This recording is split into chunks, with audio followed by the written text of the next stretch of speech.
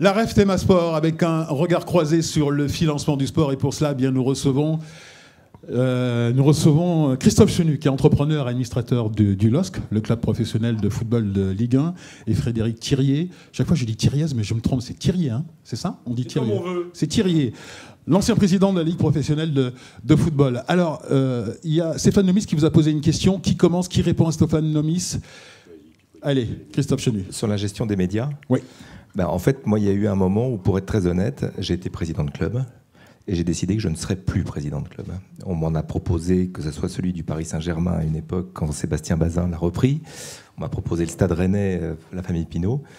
Et j'étais président de club avant les réseaux sociaux et déjà, je trouvais ça épuisant pour les raisons, entre autres, qui ont été évoquées.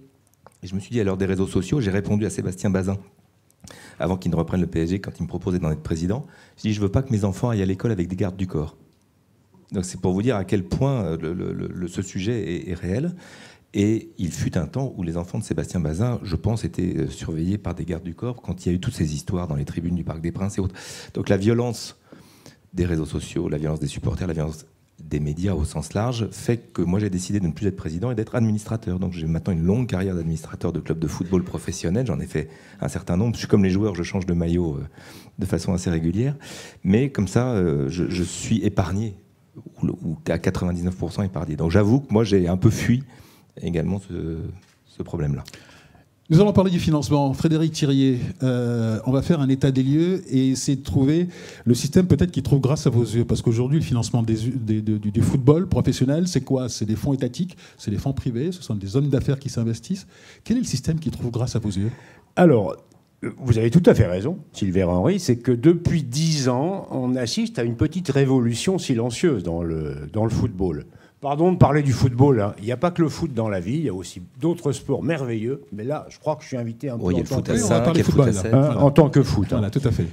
Cette révolution, elle a commencé, disons, en 2011-2010, avec l'arrivée de Qatar Sport Investment au Paris Saint-Germain. Et depuis, tenez-vous bien quand même, enfin vous le savez, la moitié des clubs professionnels français, même un peu plus que la moitié, sont sous pavillon étranger.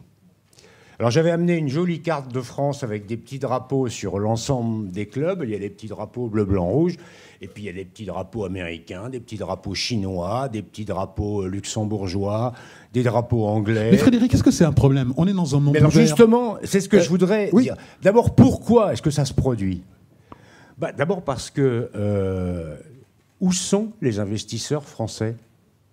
Où sont les investisseurs français?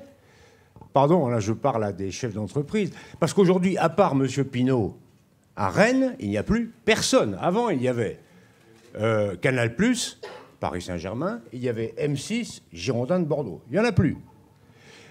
Ensuite, les clubs français sont de très bonnes affaires pour les investisseurs étrangers. Pourquoi? Ils sont pas chers. Ils sont vraiment pas chers. Ils sont plutôt bien gérés. Et puis surtout, ils ont une richesse formidable qu'on doit au football amateur. Peut-être qu'on en parlera. On va en parler d'ici quelques instants. Qui est la formation à la française. Donc, voilà, tout le monde se précipite sur le football sur les clubs professionnels français. Est-ce que c'est mauvais? Alors, il y a du mauvais. Problème d'équité sportive. Est-ce que vous savez que l'écart de budget entre le premier du championnat et le dernier, PSG Angers, est de 1 à 26. C'est-à-dire que le budget de Paris est 26 fois celui d'Angers, dernier de Ligue 1. Donc ça pose évidemment des problèmes d'équité sportive qu'il faut régler. Comment? Par la régulation. Moi, je suis un partisan de la régulation. Le contrôle financier des clubs qu'on fait en France, le fair-play financier, une répartition plus égalitaire des droits télé, parce qu'ils sont aujourd'hui trop différenciés.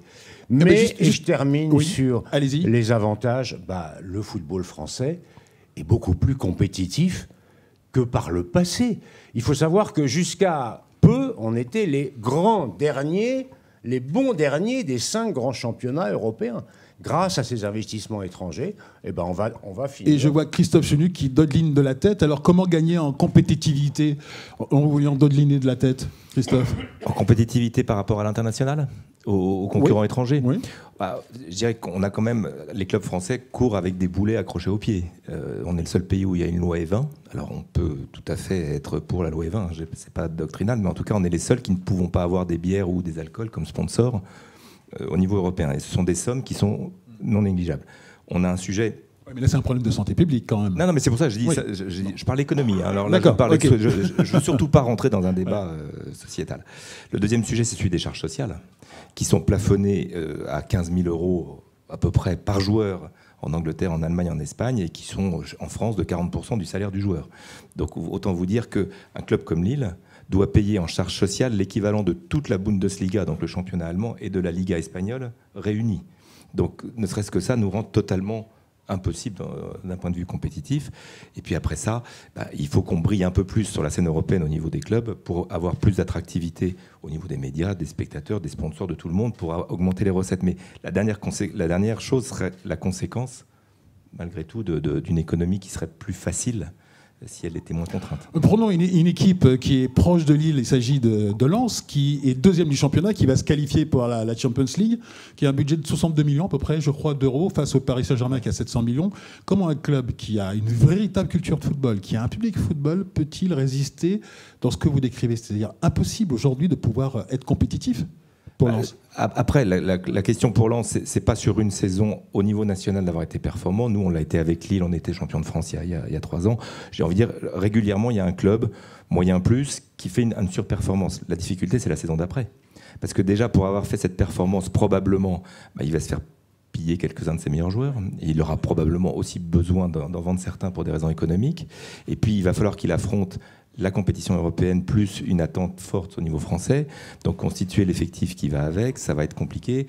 Jouer beaucoup plus de matchs à haute intensité. Donc la difficulté, quand on n'a pas les moyens d'un Paris Saint-Germain ou de très grands clubs, c'est de concourir en fait sur tous ces tableaux-là en même temps qui nécessitent des effectifs quantitativement et qualitativement de haut niveau. Et ça coûte évidemment très cher. Vous voulez réagir, Frédéric? Vous voulez réagir?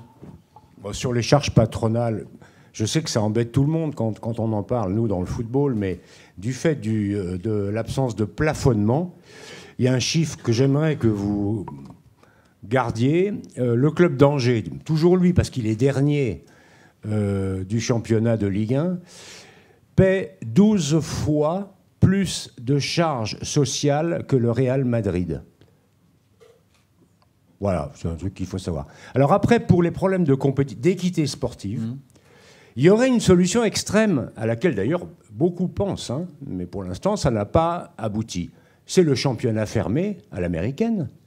C'est-à-dire répartition égalitaire entre tous les clubs des ressources, notamment des droits télé, système de la draft pour les transferts, c'est-à-dire c'est le club dernier qui choisit son joueur, mais enfin, ça veut dire en même temps pas de montée, pas de descente. Et ça, pour l'instant, en Europe, on n'y est pas prêt, et je crois à juste titre. À vous écouter, ce que vous réclamez tous les deux, c'est qu'en fait, le sport et le foot professionnel soit une économie à part, tant au niveau de la taxation qu'au niveau du regard qu'on porte sur le football. Moi, je réclame rien, je fais juste un constat. Ouais. C'est évidemment que je peux pas... J'ai beaucoup de mal à expliquer que le football doit être traité différemment au niveau des charges sociales par rapport à un autre secteur d'activité, sauf à considérer, comme pourquoi pas le monde du trading, des traders bancaires, que c'est un marché totalement libéralisé au niveau de la géographie. Et c'est vrai que les joueurs raisonnent en salaire net. Donc quand vous voulez recruter un joueur, vous lui dites c'est 100 000 net. Le 100 000 net en France, il coûte peut-être 250 alors qu'il va coûter 130 dans d'autres pays. Et eux, du jour au lendemain, ils choisissent de partir, enfin pas du jour au lendemain, mais tous les 6 mois, ils peuvent choisir de changer de club par rapport à cette donnée-là. Donc on est dans un univers concurrentiel extrêmement volatile de ce point de vue-là. Et donc on n'est pas compétitif à cause de ça. Voilà, c'est un constat. Frédéric Thiriez, vous évoquez une ligue fermée, un peu à l'américaine. Dans ce cas-là, dans le cas d'une ligue fermée, il n'y aurait plus de ruissellement vers le football amateur. Ce serait comme aux États-Unis. C'est-à-dire que quand on est dans une ligue fermée aux États-Unis, le sport amateur aux États-Unis n'est pas en lien avec le sport professionnel. C'est ce que vous voulez? C'est ce que vous prenez? Sûrement pas. Moi, je ne suis absolument pas pour le championnat fermé. Je l'ai cité parce que beaucoup d'esprits y pensent. Notamment chez des patrons de clubs et chez les grands groupes qui sont actionnaires.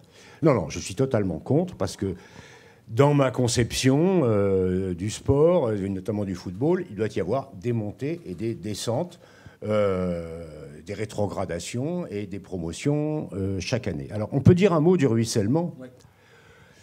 Moi, j'avoue que je vais peut-être vous surprendre en vous disant que le ruissellement, enfin, à supposer que cette théorie du ruissellement soit vraie dans l'économie générale, il n'y en a pas dans le football.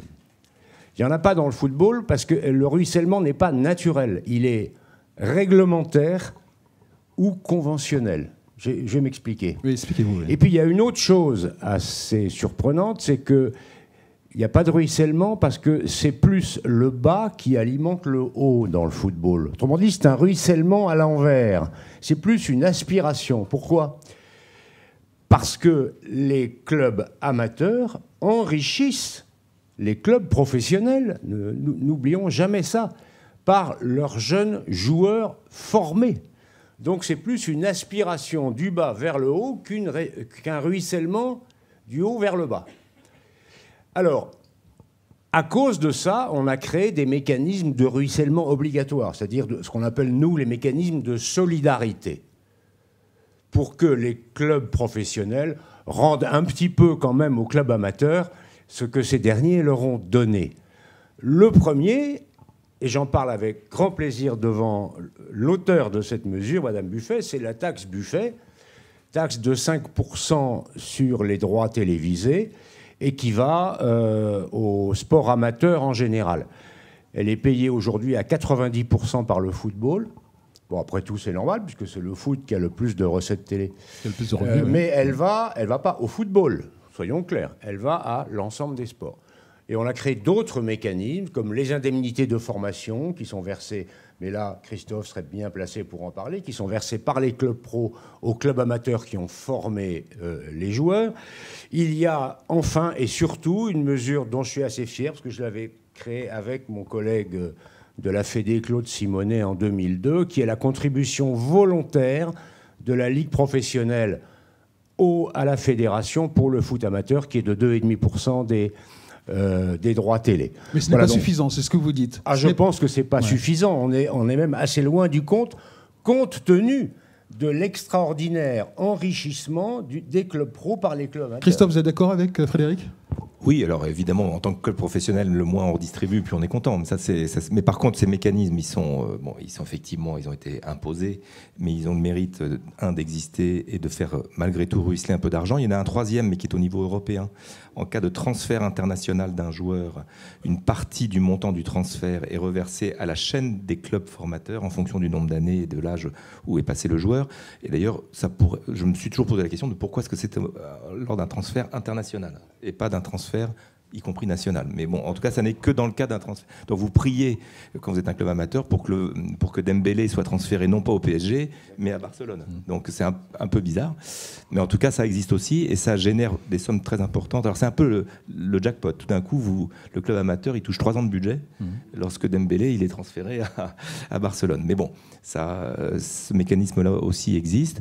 Après ça, aujourd'hui, il faut reconnaître que les centres de formation professionnelle, des clubs professionnels, récupèrent les joueurs très jeunes et qu'une grosse partie du budget de la formation de ces jeunes est déjà supportée par le club professionnel et que la partie formatrice préalable, elle est de 10 à 13 ans. Enfin, c'est pas non plus une partie majeure de l'apprentissage du joueur qui arrive généralement à 13-14 ans dans les Frédéric, quelles sont vos solutions justement pour accroître le ruissellement vers le foot amateur ? Est-ce que vous avez des idées à nous proposer ? Il faut augmenter, je pense, la contribution volontaire de la Ligue professionnelle au football amateur, surtout si le prochain appel d'offres des droits télé se révèle mauvais. Ce qu'on ne peut jamais exclure. Le pire n'est jamais sûr, c'est bien, mais il faut quand même prévoir. Deuxième chose, la taxe de 5% sur les droits télé qui va à l'ensemble du sport amateur devrait être étendue aux compétitions de l'UEFA et aux compétitions mondiales de clubs. Peut-être une solution aussi, une idée à nous proposer ? Alors, qui n'a rien à voir avec la réponse de Frédéric, mais on est au MEDEF. Je participe à des commissions avec le MEDEF Sport et avec l'ANS sur le financement du sport. Et pour moi, il y a une anomalie, c'est qu'il y a un mécénat extrêmement simple et extrêmement profitable pour le monde artistique, et que le mécénat dans l'univers sportif, c'est ultra compliqué. très restrictif et assimilé automatiquement à du sponsoring, donc à une contrepartie avec des professionnels et autres. Moi, je pense qu'il y a une solution, alors à creuser et à peaufiner, de mettre en place un mécénat simple et efficace dans le domaine du sport pour le sport amateur, en faisant une distinction. Tout ce que vous mettez comme argent dans un club pro, c'est du sponsoring.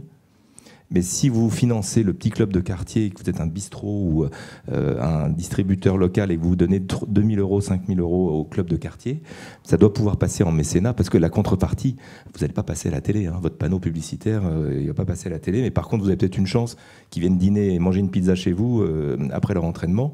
Mais on est vraiment dans une logique de mécénat qui pourrait être très profitable à la fois aux entreprises qui, comme ça, rendraient un service géographiquement à leur communauté, et aux petits clubs amateurs qui trouveraient un financement, mais défiscalisé pour l'entreprise, ou en tout cas avec une fiscalité favorable. Donc moi, je pense qu'il y a quelque chose à creuser, ne pas faire une usine à gaz, parce que là, aujourd'hui, pour faire du mécénat dans le sport, c'est cauchemardesque, et faire en sorte que, voilà, un petit club amateur, on peut lui donner de l'argent, c'est du mécénat, c'est défiscalisé, et on aurait là un financement qui pourrait être assez... Cet après-midi, lors de cette Thème Sport, nous allons parler de la gouvernance. Votre avis sur la gouvernance du football, pas du sport, mais du football. Est-ce qu'elle est au niveau, au regard des enjeux financiers et des sommes qui sont véhiculées dans le football? Quel est votre avis sur la gouvernance? Je vois Frédéric qui sourit. Alors prenez le micro, allez-y. Je souris parce que j'ai un avis assez sévère sur la gouvernance des fédérations, peut-être en général, mais surtout de celle que je connais le mieux, qui est la fédération de foot. Élargissons. Fédération, ligue, club.